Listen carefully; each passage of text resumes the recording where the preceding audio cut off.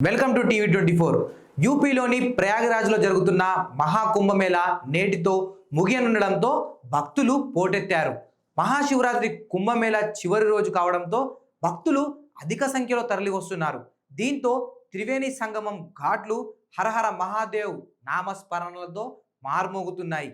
శివ పార్వతులు వివాహం జరిగింది ఇక్కడే. యుగాలుగా వెలుగుతూనే ఉన్న హోమగుండం. హిందూ పురాణాల ప్రకారం శివ పార్వతులను ఆది దంపతులుగా కొలుస్తారు. లయకారుడైన శివుడిని భర్తగా పొందాలని పార్వతీదేవి కఠోర తపస్సు చేసింది. పార్వతీదేవి పూర్వజన్మలో సతీదేవి అని కూడా చెబుతారు. అయితే భూమిపై పార్వతీ పరమేశ్వరులు పెళ్లి చేసుకున్న ప్రదేశం ఎక్కడుందో చాలా మందికి తెలియదు.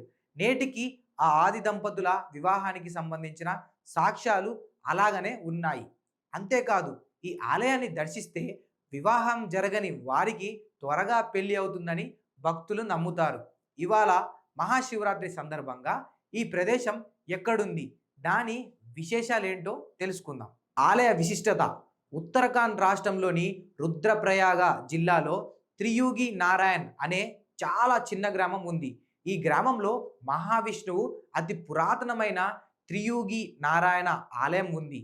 ఈ ప్రదేశంలోనే శివుడు పార్వతిని పెళ్లి చేసుకుని కైలాసం తీసుకెళ్లాడని అంటారు. ఇందుకు సంబంధించిన ఎన్నో ఆధారాలు కూడా ఉన్నాయి. ఈ ఆలయం లోపల 2 అడుగుల ఎత్తు ఉన్న శ్రీ లక్ష్మీనారాయణ మూర్తులు ఉంటారు. ఆలయంలో ఉండే హోమగుండం 3 యుగాల నుంచి వెలుగుతూనే ఉందని స్థానికులు చెబుతారు. అందుకే ఈ ఆలయానికి త్రియుగి నారాయణ్ అనే పేరు స్థల పురాణం చెబుతుంది. హోమగుండం పక్కన ఒక మనిషి కూర్చొని ఒక దుంగ కాలిన తరువాత మరొక దుంగను వేస్తూ మంటను ఆరకుండా చూస్తుంటారు. ఆ హోమగుండంలోని విభూతి అతి పవిత్రమైనదిగా భక్తులు భావిస్తారు.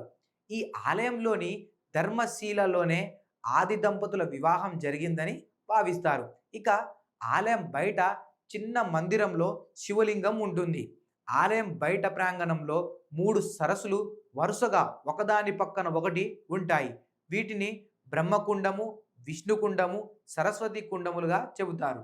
ఈ 3 సరస్సుల్లో స్నానం చేసి శివ పార్వతులను దర్శించుకుంటే త్వరగా వివాహం జరుగుతుందని ఇక్కడికి వచ్చే భక్తులు నమ్ముతారు. అంతేకాదు, శివ పార్వతుల వివాహానికి సంబంధించిన అనేక వస్తువులు ఈ దేవాలయం పరిసర ప్రాంతాల్లో ఉన్నాయి. ఆలయానికి ఎలా చేరుకోవాలంటే నేషనల్ హైవే 58 మార్గంలో రుద్రప్రయాగ్ ఉంటుంది. ఢిల్లీ నుంచి బద్రీనాథ్ వెళ్లే బస్సులు రుద్రప్రయాగ్ మీదుగా వెళ్తుంటాయి.